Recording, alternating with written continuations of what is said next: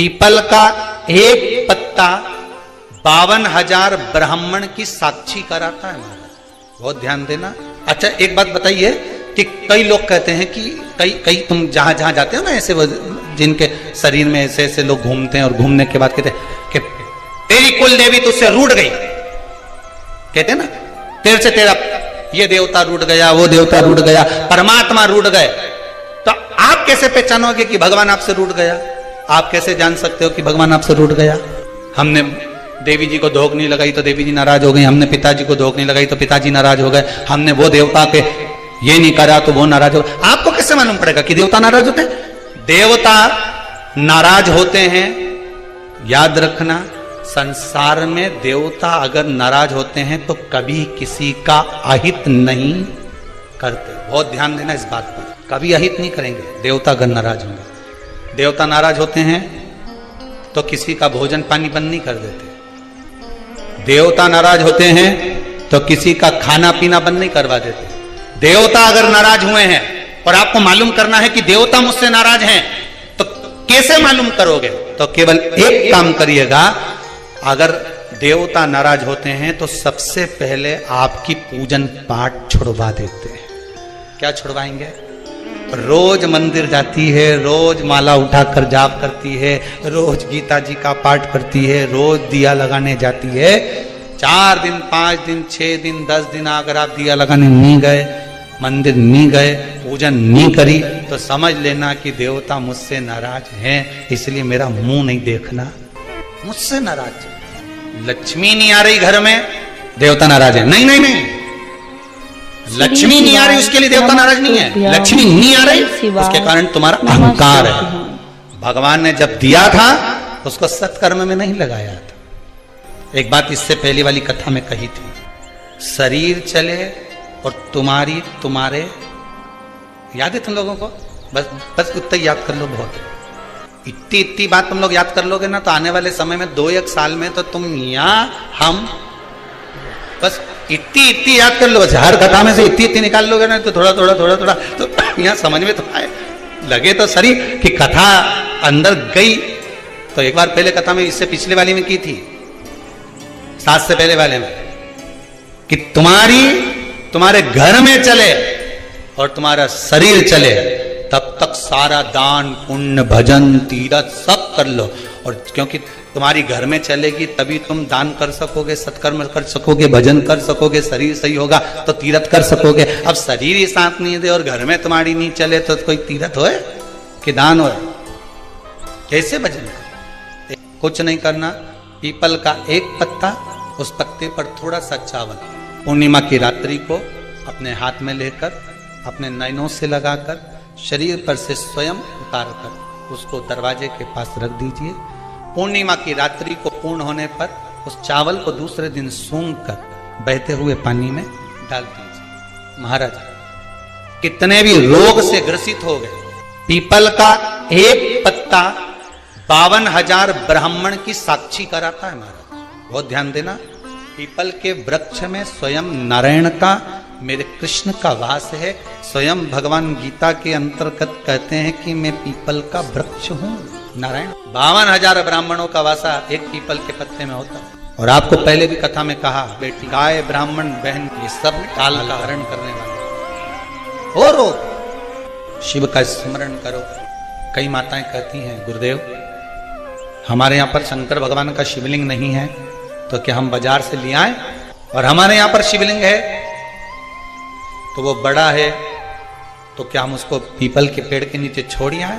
शिवलिंग है तो पूजन करो, नहीं है तो भगवान का जब स्नान कराओ, ठाकुर जी का कराओ, देवी जी का कराओ, जो तुम्हारे घर में भगवान है उनका जब पूजन कराओ, तो पूजन कराने के बाद में जब उनका स्नान कराओ, स्नान कराते समय थोड़ा सा भाव यही प्रकट कर लेना कि हम शंकर विश्वनाथ को, महाकाल राजा को, सोमनाथ को, मल्लिकार्जुन को, भीमाशंकर को, त्र्यंबकनाथ को हम जल चढ़ाएं। हे तो ठीक है, नी है तो देवताओं को बढ़ाने की जरूरत नहीं है। कारण क्या है? तुम तो कर लोगी सेवा, तुमसे तो सज जाएगी, पर आने वाली पीढ़ी करेगी। घर में सेवा उतनी ही करना, उतनी ही रखना जितनी तुमसे बन रही हो। तुम्हारे जाने के बाद घर के बहू बेटा भगवान को डलिया में भर के वृंदावन छोड़िया, ऐसा काम मत करो। जितनी बने उतनी छोटे रूप में सेवा करोगे तो पीढ़ी दर पीढ़ी चलती रहेगी। ज्यादा सेवा को बढ़ा दिया, सुना नहीं, नमस्तु ना के आओ, श्री शिवा, कपड़े बदल के आओ, नमस्तु, ये कर कर आओ, जाओ जरा। जितना तुम पूजन को, सेवा को, भजन को, कीर्तन को जितना हवा बनाओगे, जितना डराओगे लोगों को, वो उतने डरेंगे, उतने डरेंगे। सेवा को, भजन को, पूजन को कभी डराने का केंद्र मत बनाओ। ये तो भगवान की मस्ती का आनंद सुख है। लोटा भर के पानी भी अगर चढ़ा रहे हो, शंकर जी के मंदिर में जाकर जल चढ़ा रहे हो, थोड़ी गलती हो गई, भगवान से कह देना तुम्ही ने सिखाया है, हो गई तो हो गई, आप ही ने तो सिखाया, नहीं जानते थे। अब धीरे धीरे धीरे धीरे लोगों को शिव महापुराण सुनते सुनते मालूम पड़ रहा है कि शंकर की कैसे पूजन करना चाहिए, बेलपत्री कैसे चढ़ाना चाहिए, जल कैसे चढ़ाना चाहिए, धतूरा कैसे चढ़ाना चाहिए, चंदन कैसे चढ़ाना चाहिए, काली तिल कैसे चढ़ाना चाहिए। ये लोगों को ध्यान में अब आ रहा है धीरे धीरे। पहले नहीं मालूम था तो हो गई, गलती हो गई, स्वीकार, हमने गलती कर। शिव पुराण कह रही है, भगवान शंकर की कथा कर रही है। चंद्रदेव ने भगवान शंकर की आराधना करी, बालू रेत का शिवलिंग का निर्माण कराया महाराज जी। शिव महापुराण की कथा में आता है, देवराज नाम का ब्राह्मण जो गलत कर्म करता था, चोरी करता था, शरीर में ताप पड़ने के बाद में जब वो शंकर के मंदिर में जाकर कथा सुना और थोड़ी सी कथा सुनकर बाहर निकला, तो उसको केवल कथा का एक तत्व उसके जीवन में उतर गया था, अंश मात्र उसके जीवन में उतर गया था, उसको परमात्मा मिल गया। बिंदु की धर्मपत्नी चंचुला देवी बार बार कथा में आया, पार्वती जी ने उससे शिव महापुराण की कथा करी। क्या करती थी वो चंचुला? काशी में जाकर उसने करा क्या था? पति के जाने के बाद बिंदु जो पानी में डूबकर मर गया, प्रेत योनि में चला गया। पहले भी कथा में कहा, पानी में डूबकर मरा हुआ व्यक्ति, सर्प के डसे से मरा हुआ व्यक्ति और स्त्री के हाथ से या स्त्री के चक्कर में मरा हुआ व्यक्ति ना तो देव योनि में जाता है, ना तो बैकुंठ जाता है, ना नरक जाता है। वो तो बीच का प्रेत बनकर भटकता रहता है, उसकी गति नहीं होती, उसका मोक्ष नहीं होता। चंचुला देवी को लगा था मेरे पति को मोक्ष, तो उसने करा क्या था ऐसा कि वो काशी पहुंच गई, काशी गई, ऐसा क्या नमस्तुभ्याम। चंचुला देवी तो दिन रात फैशन में लगी रहती थी। कभी पति ने अगर धन लाकर दिया तो ज्यादा से ज्यादा पैसा वो खाने पीने में उजाड़ देती थी। कभी नहीं उसने दान करा, कभी नहीं धर्म करा, कभी पुण्य नहीं करा, कभी सत्कर्म नहीं करा, कभी कहीं सत्संग में नहीं गई, कथा में नहीं गई, कभी भजन में नहीं पहुंची। फिर उसने करा क्या? बचपन में किया गया कर्म व्यक्ति को कब प्राप्त होता है, ये चंचुला देवी की कथा। चंचुला देवी की कथा करें। चंचुला देवी की मां भोजन का जब निर्माण करती थी, ध्यान दीजिएगा जरा, बहुत सुंदर संवाद है। शायद आप भी अपने बच्चों को इस चीज के लिए डांटते हो, शायद बचपन का किया हुआ पुण्य चंचुला देवी के कहां काम आया वो देखिए। पुण्य नहीं करा था चंचुला देवी ने, वहां तो खेल करा था। किस जगह पर काम? चंचुला देवी 6 वर्ष की कन्या, बिंदुक ब्राह्मण है, चंचुला देवी भी ब्राह्मणी थी। ब्राह्मण के घर में जन्म लिया है चंचुला देवी। मां जब चंचुला को पास में बिठा लेती थी भोजन कराते समय, तो आटे की लोई आटा जो उसना हुआ रहता उसको तोड़ लेती थी चंचुला। 6 वर्ष की चंचुला उसको तोड़कर गोल बनाकर चपटा करती थी, दूसरी लोई को घुमा घुमा कर जो माँ शंकर जी के मंदिर में शंकर जी को जल चढ़ाने जाती थी, उस लोई को वैसा रख कर गोल बनाकर पिंडी बनाकर उस आटे का पिंडी बनाती थी और माँ से कहती थी, माँ देखो तुम जिस मंदिर में शंकर जी को पानी चढ़ाने जाती हो ना, मैंने वो शंकर जी बना है। ये 6 साल की चंचुला, ये बच्चे आपके भी करते होंगे। जब माँ पापड़ बेलती, माँ जब पापड़ बनाती ना तो छोटी छोटी लोई बच्चे छोटे छोटे से हम भी बनाएंगे और वो छोटा सा बच्चा लोई लेकर बैठ गया, घुमा रहा है, चिड़िया बना रहा है, तोड़ रहा है, फोड़ रहा है। चंचुला देवी ने भी ये करा। कई लोगों ने पूछा, गुरुदेव चंचुला का पति इतना पापी था, बेकार कर्म करता था, चंचुला कभी भजन नहीं करी, दान नहीं करी, पुण्य नहीं करी, सत्कर्म नहीं करी, कभी उसने अच्छा काम नहीं करा। नमस्तुभ्याम श्री शिवाय, नमस्तुभ्याम। पूरे स्वरूप के फोटो आप घर में लगाइए, पर अर्धनारीश्वर स्वरूप का फोटो कभी घर में नहीं लगता। कौन सा फोटो? जम के बोलिए जरा, अर्धनारीश्वर। भगवान शंकर का अर्धनारीश्वर स्वरूप का फोटो घर में कभी नहीं लगेगा, कभी नहीं लगाया। मंदिर में आप लगा सकते हो पर घर में नहीं।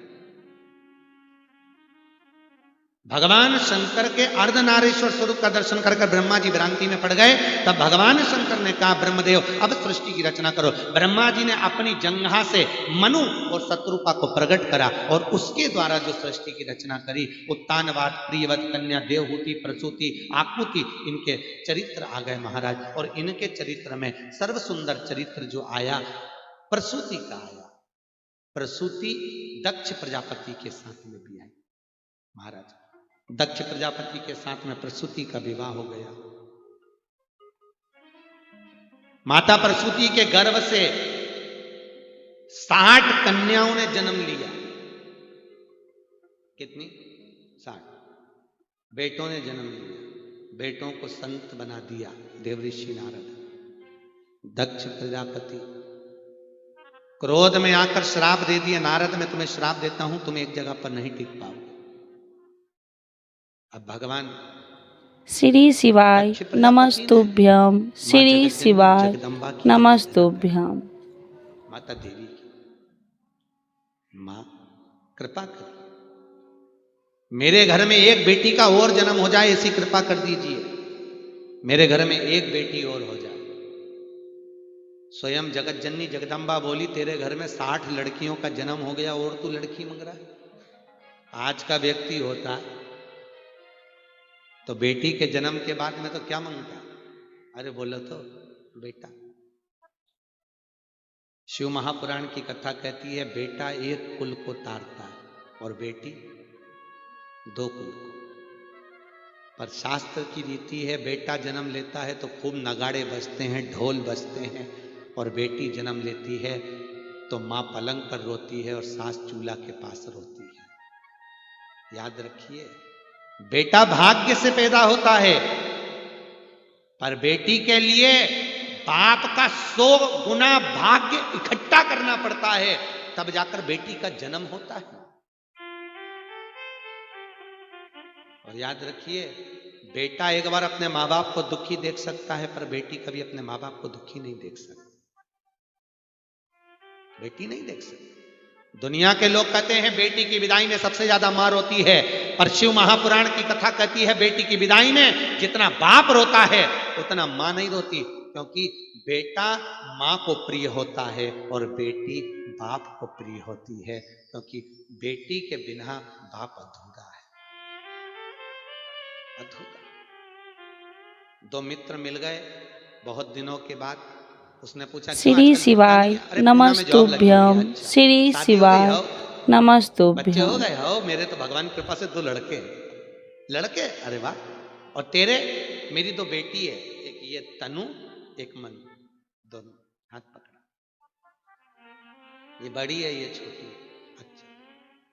उसने कहा अच्छा हुआ भैया भगवान ने मेरे को लड़की नहीं दी, मेरे को लड़का दिया, भगवान ने बड़ी कृपा करी। कहाँ लड़कियों के चक्कर में पढ़ो, स्कूल छोड़ो, कॉलेज छोड़ो, ध्यान रखो कहाँ जा रही कहाँ आ रही बज रही हो। और शंकर के मंदिर में जाकर उस जल को जो छाना हुआ जल रहे उससे अभिषेक कर दो, जैसे गन्ने के रस से करते हो, मौसम्बी के। श्री शिवाय नमस्तुभ्यं, श्री शिवाय नमस्तुभ्यं।